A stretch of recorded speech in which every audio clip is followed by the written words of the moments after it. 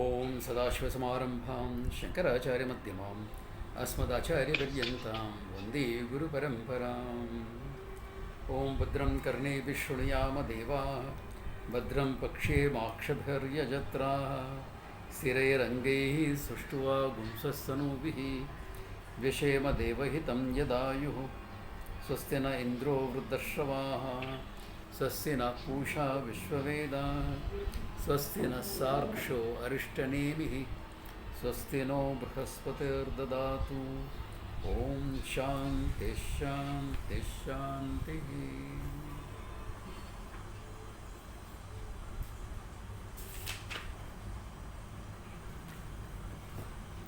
Okay, so we saw last time that section about vidyate hridaya granthi etc. All clear or any doubts on this? Okay. Karma wala, the whole negation of everything on knowledge. Okay. The only thing is that it looks as though prarabdha continues for the sadhu, for the wise person, because prarabdha is for the body and that body is continuing because of prarabdha. So whatever the body has to go through, it will go through. Okay, some illness, some accident, some will go through. Can't avoid that because the body has to go through is prarabdha. Prarabdham iha bunjiyatam. All the prarabdha you have to go through here. But if you put a stop to it, say enough, samadhi mein baith ke nikal jayega. Okay. Then that prarabdha is gone because he has left the body and anyway in samadhi. So nothing happens to him. There are wise people who have done that. Okay, yeah. Or taken jala samadhi. All these are allowed for sadhus. The famous Swami Rama himself took jala samadhi much before his time. He must have been in his 50s or something when he took jala samadhi. Where it happened in Uttarkashi, very close to Tapovan in Uttarkashi. There is where he took jala samadhi. So no problems. Prarabdha is gone. Because prarabdha is only for the body and mind, nothing more than that. Yeah. One question here. Yeah.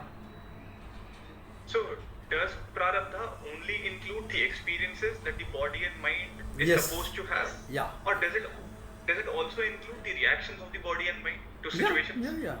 Some amount of reaction will be there. Na? Look at it. Supposing this person is meant to meet with an accident, for example. Right. Is a prarabdha meet. Naturally, the reaction of the body to pain, etc., will be there. Na? Mm-hmm. Right. See, the wise person goes through all the experiences like an ordinary person goes through. The only difference is how much you are reacting to it. The reaction will not be there. If something is painful, it is painful. Yeah, come on. You can't say it's not painful. You can't say the nerves are gone dead. Yeah. So, if there is a painkiller available, he'll take it. The painkiller is not available, okay, forget it. But pain is there. If the pain was not there, all the nerves don't die because you gain knowledge. But the reaction, that groaning, complaining, cribbing, that is not there. Understood. Like summer in Bombay right now, it's hot, no? Everyone who's in Bombay will say, it's hot. Yeah, it's hot. It's not that the wise person, because of his meditation, is feeling all cool and nice. It's hot. It's hot, but he's not bothered, You get the idea? We are hot and bothered. It's hot, but not bothered. It's all right, it is hot. Put up with the heat, yeah, big deal. Put on a fan, put on an AC. What's the big deal about it? Deal with it. Not available. Okay. Not available. Right. Just imagine on a summer night, like a summer night, it's still hot. Your power goes off. What do you do? Just accept it as it is. Yeah, it's fine. Yeah, you accept it. Otherwise, oh, so this only makes you more hot.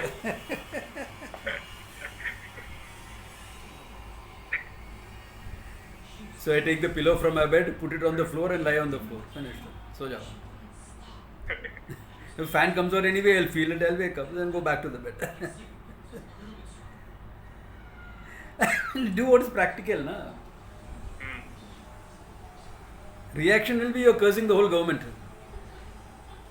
From the local power engineer onwards to a prime minister. To God also, भाई मेरे को ऐसा प्रारब्ध क्यों दिया? I mean, come on. You know, it's pointless, isn't it?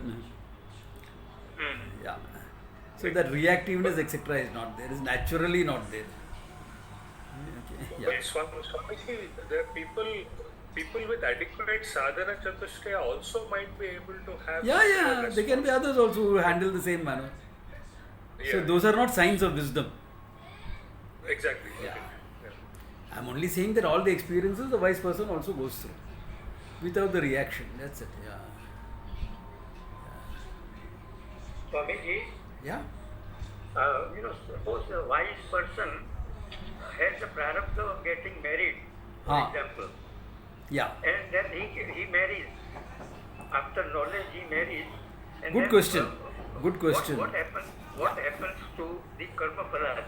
You know, these questions come up because we take prarabdha as absolutes. In no one's life, prarabdha is an absolute. There can be a very strong prarabdha, prabhala prarabdha, or there can be normal, simple prarabdhas. Okay. So, in a married situation, you are supposed to respond to it. Marriage will bring the circumstances conducive. I mean, the prarabdha will bring the circumstances conducive for you to get married. Now you choose after that, in your wisdom, whether you want to go that way or you want to go some other way. Yeah, but suppose if you get married, Yeah. and then, everything happens, after the marriage, and then what happens to the karma phalas after the... So those karma phalas will be there, like anyone else. You remember, you are also creating fresh karma phala by your action. Immediate, drishta phalam. Adrishta phalam is not there for a wise person, but drishta phalam is there. That will happen. That means in this life. Though I pity the girl who is getting married to a wise person. No, that's okay. That is okay. This is just, The character is in his own world, But karma phalas are there for this life at least. No? Yeah. Prabhala prarabdhas can be there, like the strong prarabdhas for. Yeah. Okay. Swamiji, I vaguely remember reading somewhere that if after jnanam, if you have prarabdha of marriage, then one possible way of exhausting it is in the swapna avastha. I don't know if that's true. Various people say various things, it doesn't matter. You don't have to give in to it. Now, a question came up from Sandra, what is adrishta and drishta? Okay, drishta phalam is what you will see. Classical example, if you do a havan, a homa, a fire ritual as you all call it. Drishta phalam is only ashes at the end of it. Adrishta phalam is a punya papa that comes out of it. So punya papa, okay, now for punya I don't have an English word. It is the result, the unseen result of a good action, religious action, or an action of reaching out and helping people. The unseen result of that, which will give you joy, comfort, etc. in life, positivity in life. That is called adrishtam. Drishta phalam is what is experienced and seen by everyone. Like you helped somebody was in a dire need. and you help that person. So the drishta phalam is seeing that that person is helped. He is out of a problem. You see in that. That's called drishta phalam. Adrishta phalam is the punya that you will get because you did something nice, so that in some situations in your life things will move easier for you,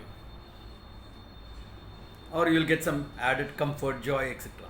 So that is called punya, adrishta phalam. Phalam that you cannot see. Punya you cannot see. That's why it's called adrishtam. Drishtam is what you can see. Okay. So drishtam, adrishtam, that type of phalam is there for every action. So Swamiji, grace of God, when you say grace, it is adrishtam only. Yeah. Because you have to earn grace. No? In every religion, you have to earn grace. You don't get grace. Yes. God is not sitting in heaven and Definitely. distributing packets of grace. You know? Definitely. That character, no, he doesn't deserve it. You earn it by your bhakti, you earn it by your good actions, you earn it by your acts of reaching out. All those things, you are earning it.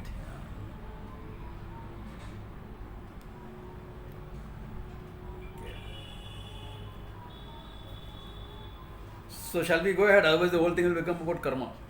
Okay? Alright. Then going ahead, he is seeing the same idea. Hiranmaye pare koshe virajam brahma nishkalam tat subhram jyotisham jyotihi tad yat atmavido viduhu. Atmavidaha viduhu. The people who know the self know this. What is that? Hiranmaye pare koshe. For this I have to explain now what is a kosha. Okay. A kosha is generally translated as a sheath, a covering. Okay. Kosha is generally translated as a covering or a sheath.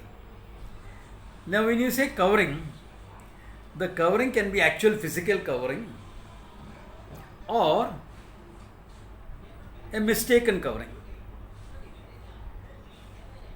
Like if there is a rope lying down, I can take a sheet and cover the rope. That's a physical covering. Okay? That's a physical covering. Or I can mistake the rope for a snake. That covering is different, isn't it? It's a covering because of a mistaken notion. There is no physical covering on the rope, but the covering is, the rope is hidden from your perception because it is covered by your mistake. Is these two ideas of covering clear? One is an actual physical covering, the other is a mistaken notion covering the reality for you. The reality there is a rope. Alright. Now, the truth of what I really am is hidden from my perception by 5 mistakes at 5 different levels.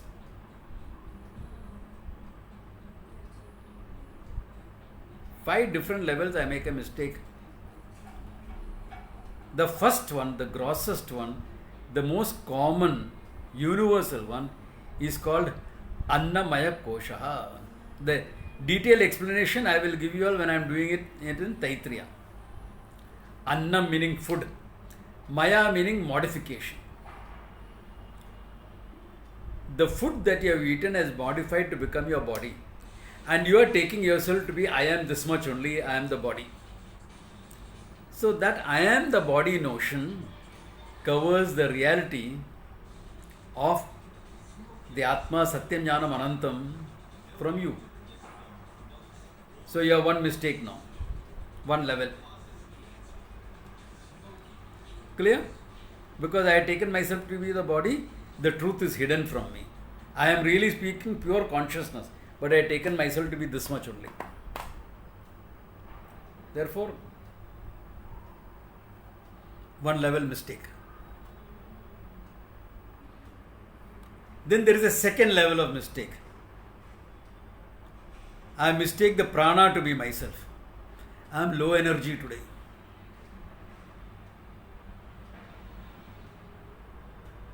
I am all hunger. I can eat a whole buffalo. I can eat a horse. I am all hunger. So I mistake the prana to be myself. Getting hungry is an experience. Of course you get hungry. It's a pranic activity. But mistaking yourself to be that prana is at that level there is a mistake. Therefore it becomes Annamaya Kosha body, Pranamaya Kosha. At the level of the prana you are making a mistake. Then when I say I am upset, I am angry, I am sad, you are mistaking your emotional state to be yourself. You are the one who is watching it. Remember, you see the fact that your mind is getting upset. So there is a seer-seen relationship, but you have taken that upset mind as yourself. This is called Manomaya Kosha. At the level of the mind, you made a mistake.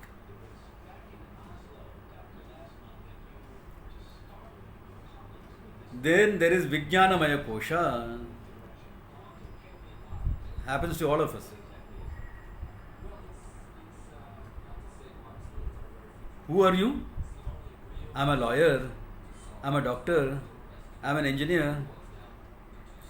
You are identifying with the knowledge.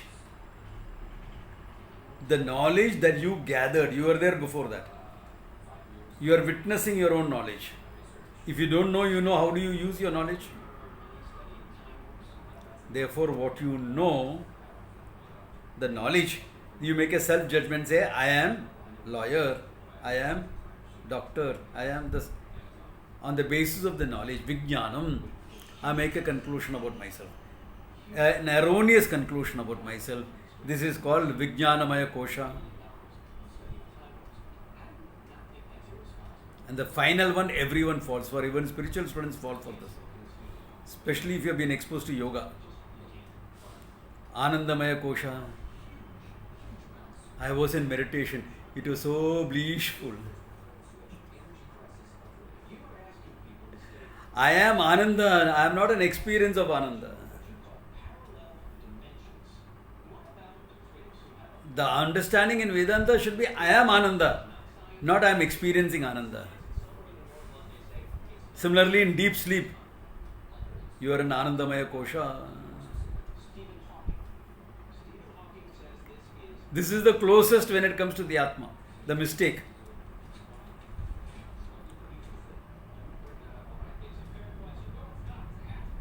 That is why later on we will see, when you are doing meditation, the experience of bliss is considered one of the obstacles to Nididhyasana, an obstacle to meditation. Gaudapada, Shankara's teacher, says that very clearly, grand teacher actually. Prajnaya nissango bhavet. With your knowledge, don't be caught up, don't be attached, don't be identified with that bliss that you are experiencing. Because the teaching is I am Ananda, not I am experiencing Ananda. That is where the big problem comes for people studying Vedanta and yoga, etc. Now, these 5 are the koshas, meaning 5 levels mistakes are made.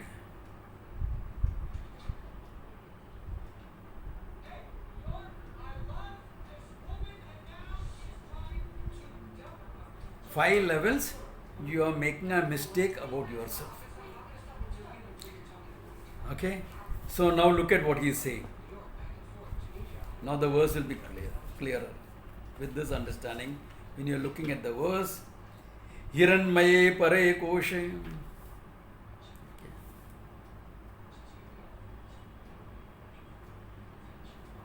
Hiranmaya kosha. In the kosha of knowledge, etc. Okay? In that Jnanamaya kosha, Hiranmaya koshe. Okay? Virajam Brahmanishkalam. Brahman is manifest there, he says. Because how will the mind become a knowing entity unless the consciousness is manifest?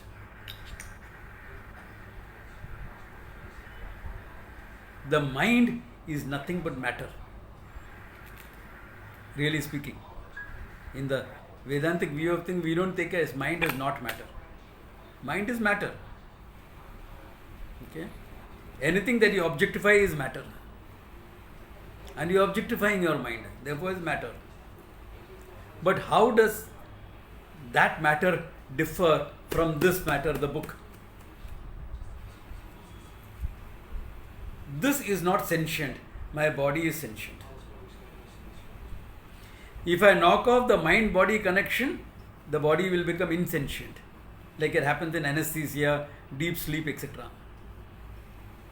The mind-body connection is suppressed temporarily. Body is insentient then. So the body is sentient because a sentient mind is associated with it. If I can introduce a sentient mind here, then I'll have to deal with this book as a person, as an entity. Hey, don't keep banging me and all, okay? And don't keep holding me up all the time. I get self-conscious. The book will say that. But because there is no mind there, no problems. Now, why is the mind conscious? Because I am consciousness. I am the consciousness. This mind is associated with the consciousness. Therefore, mind becomes conscious. That conscious mind is associated with this body. Therefore, the body becomes conscious, sentient. Therefore, he says, in that Hiranmaya Kosha, Hiranmaye Pare Kosha. Hiranmaya meaning sentient, knowledgeable, conscious. In that conscious mind, what is it really there? Me, the consciousness. Forget all that you have read about consciousness being beyond the mind. Many of you, I know, are exposed to that thinking. There is body and mind, and beyond the mind is consciousness.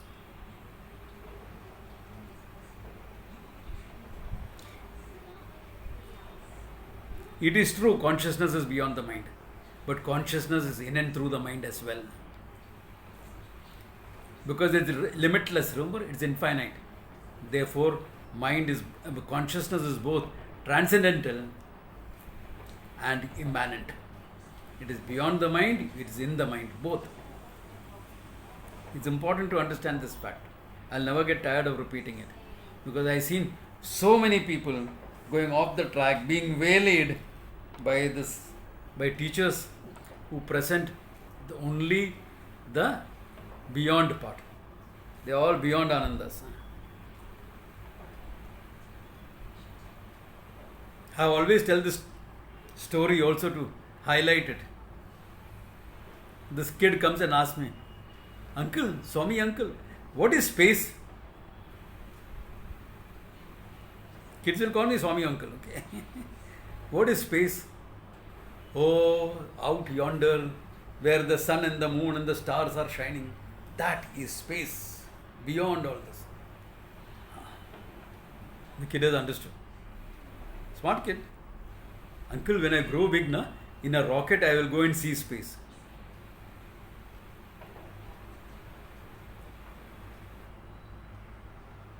Is the child wrong? I am wrong, not the child.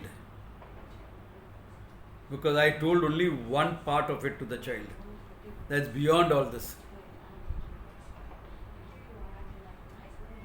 I should have told the child, yes, where the sun and the moon and the stars are, that is space. What is between you and me is space. When you feel hungry, what is there in your stomach is lot of space. And if you don't get it, there is more space here than necessary. Right or wrong? space is beyond everything, it's in and through everything. And the space exists in the consciousness, and that consciousness is also the same. It's beyond everything, it is in and through everything. Therefore, where do you recognize consciousness? Right here. How are you going to recognize consciousness which is beyond, tell me, if you don't recognize the consciousness here? Transcend the mind and you will recognize consciousness. Another idiotic statement. People fall for it, because unthinking. Unthinking. How do you transcend the mind? People unmute themselves and then don't mute up. And then it disturbs everything.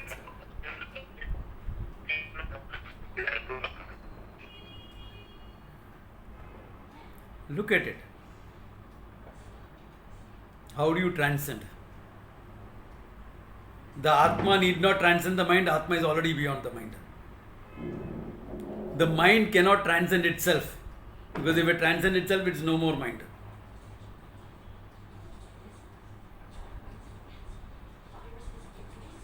Then you will give me examples. Like how a pole vaulter, he launches himself with the pole in hand, and then he uses the pole to launch himself off, leaves the pole behind and goes to the other side of the... Good example for pole vaulting. In what way is it connected with you? Who is the guy who is going beyond? Let us say the mind is left behind. Then who is the guy who is going behind? Atma? Atma need not go behind, it's already beyond. Ahankara? Ahankara cannot go behind because Ahankara is tied up with the mind. No mind, no Ahankara, as in deep sleep.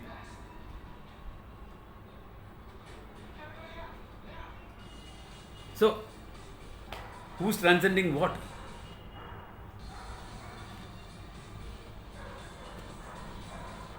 It is good to inspire public, okay? That which is beyond all that, public get inspired. Let us study. But then you must drop that and study properly.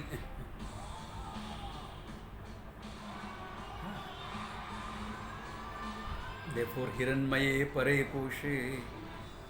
Okay, Hiranmaye Pare Koshe. Yeah, Shalini, you have a question? Yeah, unmute yourself. Yeah. Swamiji, can you hear me?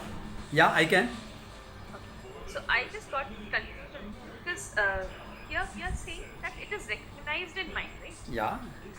Okay. Yeah, you recognize in the mind. Yeah. Because, Because where else are you going to recognize? Right. So when we are talking about Brahman, what I have understood till now is that everything is a manifestation of Brahman. Yes. Jada and Correct. otherwise also. But you are understanding the pure consciousness, not the manifested. Understood. It's important to understand it as pure consciousness. Yeah. So that is here. Hiranmaye Pare Koshe, in that kosha, which is a very great kosha, Hiranmayam kosha. Why? It's all knowledge. Hiranmaya meaning like gold, meaning it's shining, lustrous, meaning it is capable of knowing so many things, including itself. Therefore, in that mind, he says, Hiranmaya koshe, Vijnanamaya koshe, Virajam Brahma Nishkalam. Virajamana hai. Brahman is ruling there, he says, like a king who is seated on the throne. In the Hiranmaya kosha, Brahman is there. Brahman is there meaning you are there, okay? You are there, okay. Hiranmaya koshe, Virajam Brahma Nishkalam. That Shubram, that is Shubram. Shubram meaning not white, pure, untainted by anything. See, the word pure, you have to understand it contextually. Because in many religious contexts, it is seen as free from sin and things like that. Here it is, we are looking at it as uncontaminated by anything. If I am looking for silica, sand, then gold is a contamination. Swamiji, how can you treat gold as a contamination? Yeah, because I am a scientist doing an experiment where I need silica. I don't need gold. Therefore, gold, if there is gold present there, it's a contamination. Means what? Something interfering with something else. Other than Brahman, there is nothing. Whatever you see other than Brahman is mithya. Exactly like kurta and the cloth.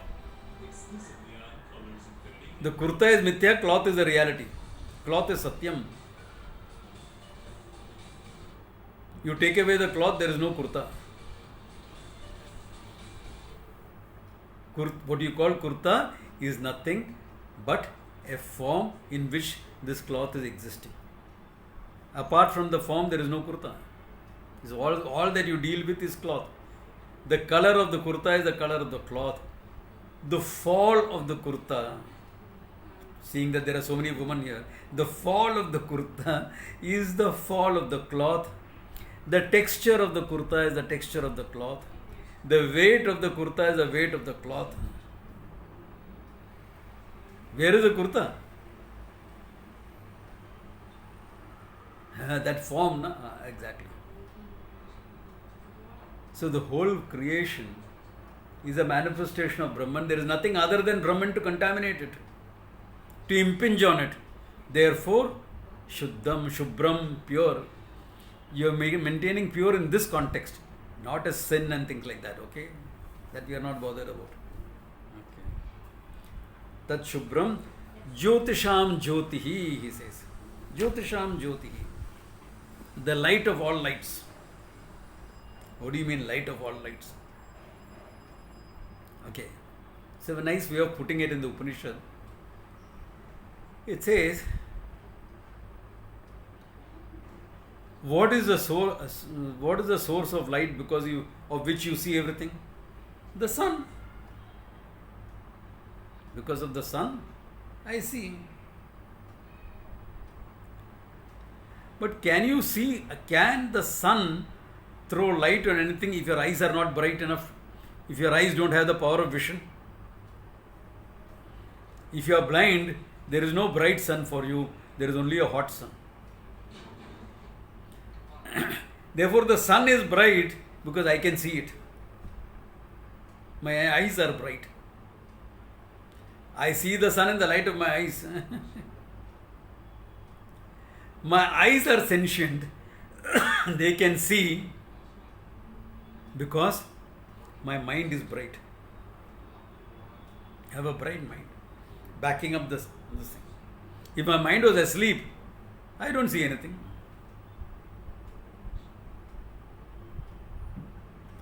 The mind is bright, sentient, conscious because I am the consciousness. If the consciousness was not there, there would be nothing that I can see. I will not be able to say the world exists. I will not be able to say the sun shines. This is scientifically true. Scientifically, it is put as there is no event without an observer.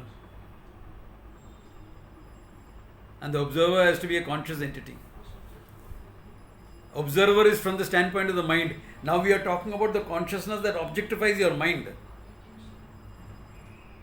Therefore, Jyotisham Jyoti, the light of all lights. The light of all lights. It's a poetic way of putting it. The light of all lights. Jyotisham Jyotihi. That because of which I see everything that I see. I know everything that I know. I not only know what I know, I objectify what I don't know also. Do I know Russian language? Probably one person will say yes here. So now I'll have to modify that example. I can't even say Serbo-Croat, etc. because she'll recognize it. You know? No, I don't know. Are you aware of your ignorance of that language? Yeah. Therefore, you are aware of your ignorance. You are aware of what you know, you are aware of what you don't know. The consciousness objectifies both. It is free from both knowledge and ignorance. Knowledge and ignorance depend upon me, the consciousness. I am free from it.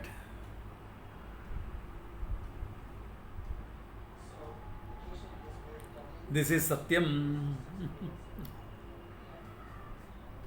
That's why it becomes Sakti. Because everything depends upon it.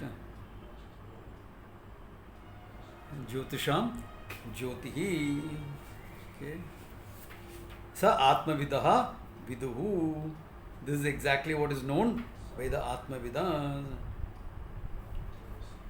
Yeah. Atmavidaha Vidu. Those who know the self know it in this manner. Know it in this manner. How else are you going to know it? Yeah. This is how you know. Okay. Clear? Or any questions? Yeah. Okay. Then there is the next verse you would have heard in all the temples. In an Indian temple, when you go, traditional Indian temple, okay?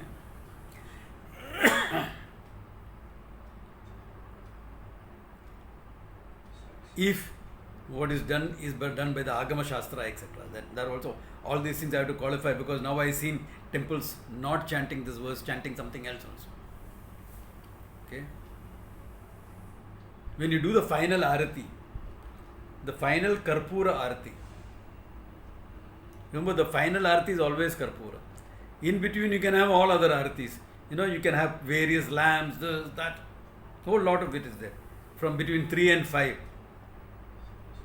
Some elaborate Aratis, I have seen 5 stages of Arati also used. Very often 3 is used. Now, there are some Aratis which is the Ganga Arati, which some of you may have seen, where only the lamp is used, the multi-stage lamp, with multiple thing. Because those are all different things. We are talking about a proper temple where there is a Garbhagraha, a sanctum sanctorium, and the Lord is made of granite. The Lord is made of granite, black stone.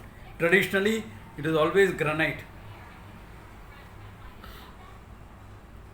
It's only after the Mughal invasion, etc., marble and all started being used.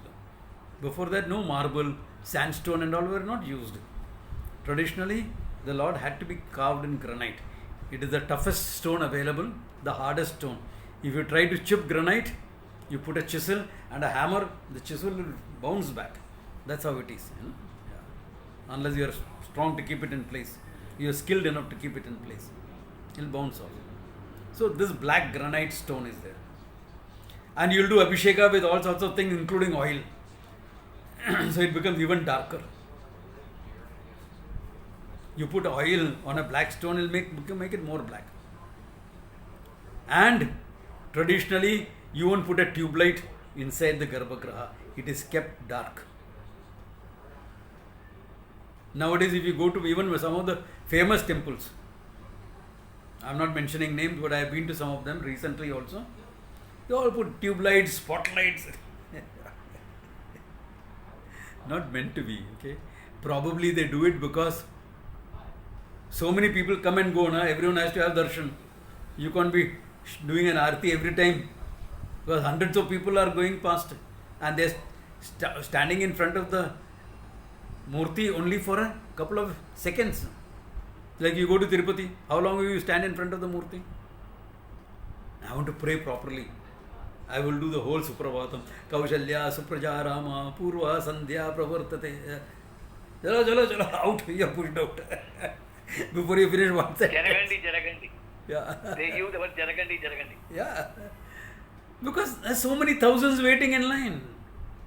So then, probably because of that, they put a light so that everyone can have darshan.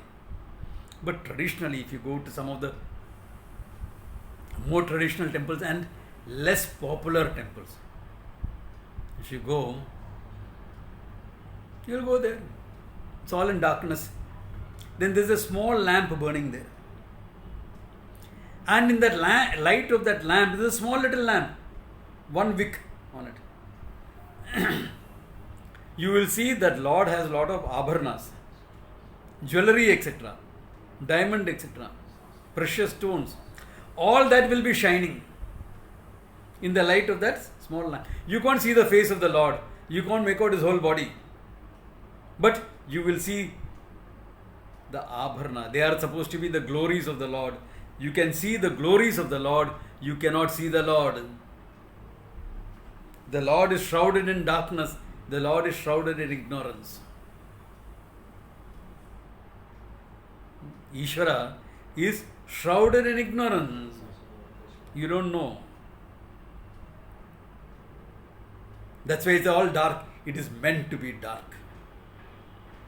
But that small lamp, you will see all the jewelry. Those jewelry and those stones have to be there on the Lord. Why? Because that is what you see the glories. Like if you study any branch of knowledge, you are studying the glories of the Lord. Even someone like Stephen Hawking, the scientist who did not believe in God, said, we are trying to understand the mind of God in physics. Because you are studying the glories. The laws of physics are a manifestation of Ishvara. You are trying to study that. And then you go there to the temple and you give $5 for an archana. It's all peanuts. You know? Not for an archana. You just, even if you don't do an archana, he will give you a darshan of the Lord. He will take a traditional structure, what do you call it, for doing the arati. There's a particular name for it, it's not coming to my tongue now. In North India, you will use an arati plate, but here is just for Karpur arati, you just need 1 or 2 blobs of Karpur. So it's just a long little thing, like a spoon it looks. Okay. And there, you put the Karpura, take the light from that lamp that is burning. That lamp is supposed to be the Shastra, okay? And he will burn the Karpura. And in the light of the Karpura, he will show you the whole darshan from head to the toe, he will show you. This is the verse he chants, he is supposed to chant there.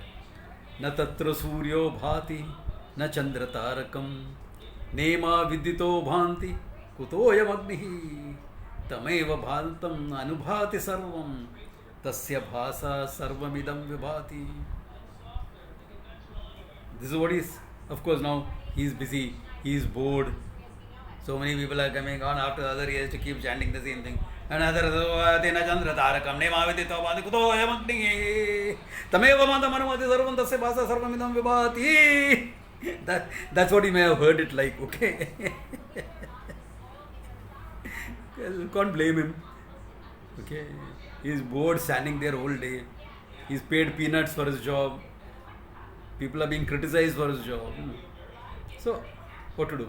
Anyway, na tatra suryo bhati. There, Ishvara is not illumined by the sun. Na chandra tarakam, nor the stars or the moon. Chandraha, moon, tarakam, star. They cannot illumine Ishvara.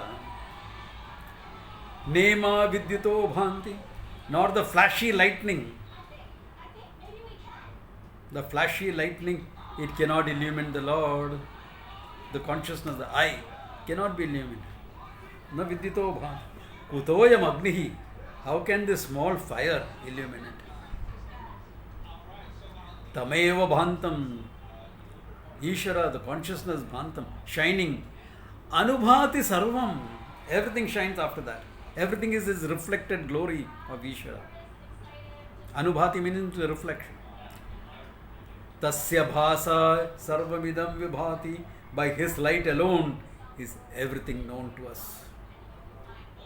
It's a beautiful verse. Na tatra suryo bhati na chandra tarakam nema vidito bhanti kuto ayam agnihi tameva bhantam anubhati sarvam tasya bhasa sarvamidam vibhati. That's also symbolic of the teaching, if you read. You know, traditionally what that priest is called? He is not called a Pandita. That is in North India, Panditji. You know. He is called Gurukal. If you go to Kerala, he is called Gurukal. Okay? It's a plural of the word Guru. He is supposed to be the place of a Guru. Symbolically, he is a Guru. And what is this light? The light of the Shastra. The camphor is the light of the Shastra. That lamp there is a Shastra. The camphor is your mind. Your mind is being illumined by the Shastra, and in the light of the Shastra, the light of the Pramana, you see it, and then what happens? It dies out. It doesn't say, it doesn't say, but leaving the knowledge behind. Kritva jnanam swayam nashyet. Having created given you the knowledge, it dies out. But you know the truth. This is the truth of what you are. A beautiful verse. Therefore, everything shines because you, the conscious being, is there. The consciousness is not illumined by anything. Your mind cannot objectify it. But your mind can know it as I. Don't fall for this beyond the mind. The self is always known. Even in a state of ignorance, you mistake it, but you know it. Do you know you exist? By what pramana do you know you exist? This book, you know it exists because you see it. How do you know you exist? Let me see whether I exist or not. मैं हूँ इधर. Do you see that? Knock, knock, who's there? Are you there? Let me check up and tell you. Whom are you going to check up whether you are there or not? My wife, I don't do anything without consulting her. Typical male joke, okay.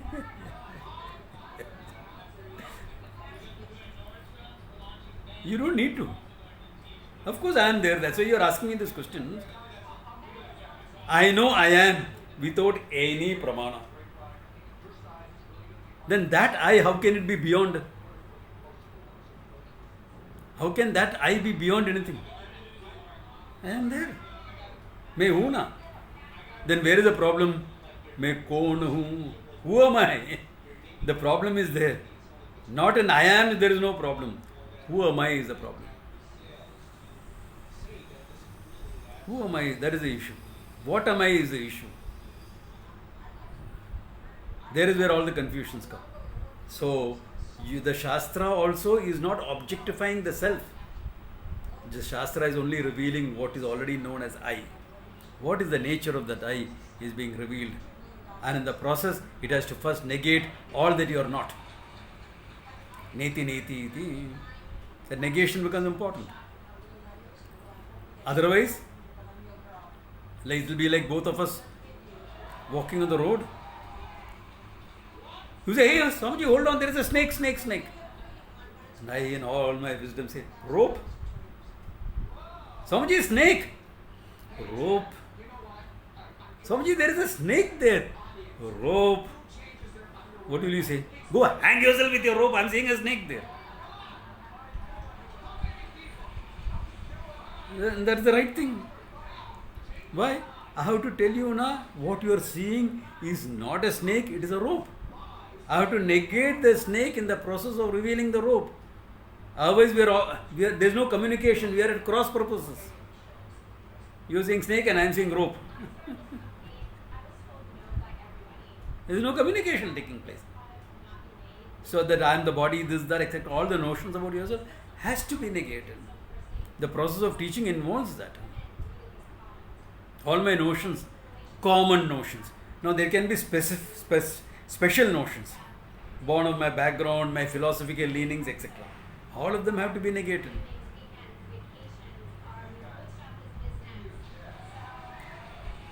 Then what? The self-evident self, I am.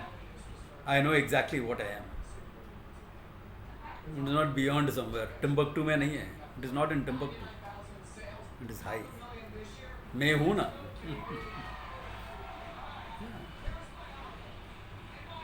I am there. That's all that is there.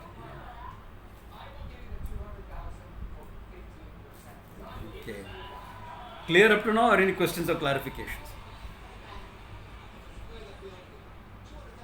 Okay.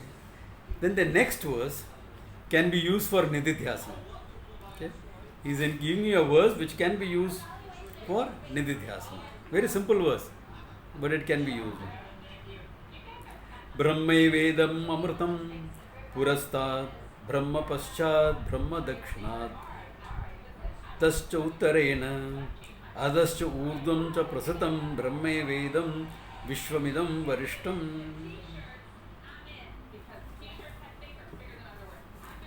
Brahme Vedam Purastat, what is in front is Brahman.